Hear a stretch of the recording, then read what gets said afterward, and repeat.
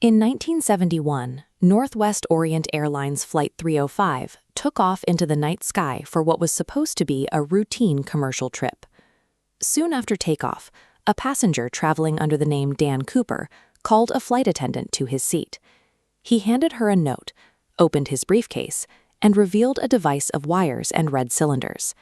He demanded $200,000 in cash, 4 parachutes, and a refueling truck waiting on the tarmac in Seattle. The authorities complied.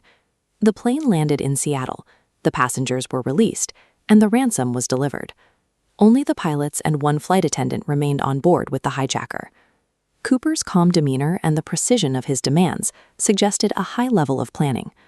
By the time the plane prepared for its second takeoff, he was already being described as a criminal mastermind. The flight headed south toward Mexico. Somewhere over the Pacific Northwest, Cooper lowered the plane's rear stairs and stepped out into a freezing rainstorm. The resulting manhunt was one of the largest in American history.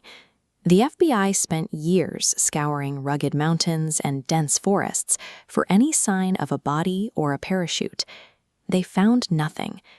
After 45 years of investigation and hundreds of leads, the FBI officially closed the case in 2016.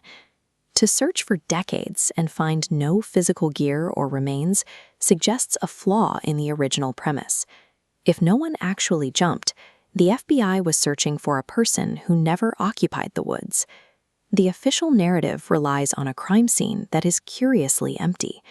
Despite hours spent in the cabin, there was a total absence of forensic evidence left behind. This includes the fingerprint anomaly.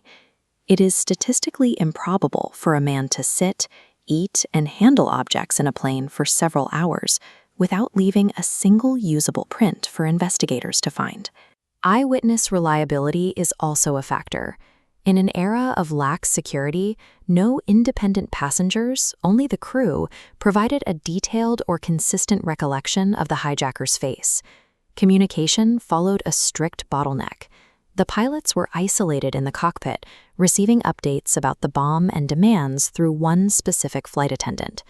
A crime scene with 0 physical traces and a single point of verification depends entirely on the accuracy of the crew's testimony. The jump itself presents a mechanical problem. During the flight, 2 military fighter jets were following directly behind the hijacked airliner. Despite their proximity and constant surveillance, neither jet pilot reported seeing a person or a parachute exit the aircraft. There is also the matter of the missing gear.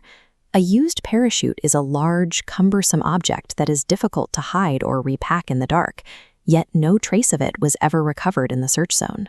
A jump that is invisible to military pilots and leaves no physical gear behind is difficult to reconcile with the laws of physics. These discrepancies are resolved if the hijacker was a fabrication created by the flight crew. In this scenario, the crew creates a phantom threat. By isolating passengers from the cabin's rear, they relay fake demands to secure the ransom. To simulate an escape, they open the stairs and toss the parachute, creating visual data while keeping the cash on board. This theory accounts for the missing fingerprints and the lack of independent eyewitnesses. It turns a disappearance into a redirection. However, the plan had one significant oversight.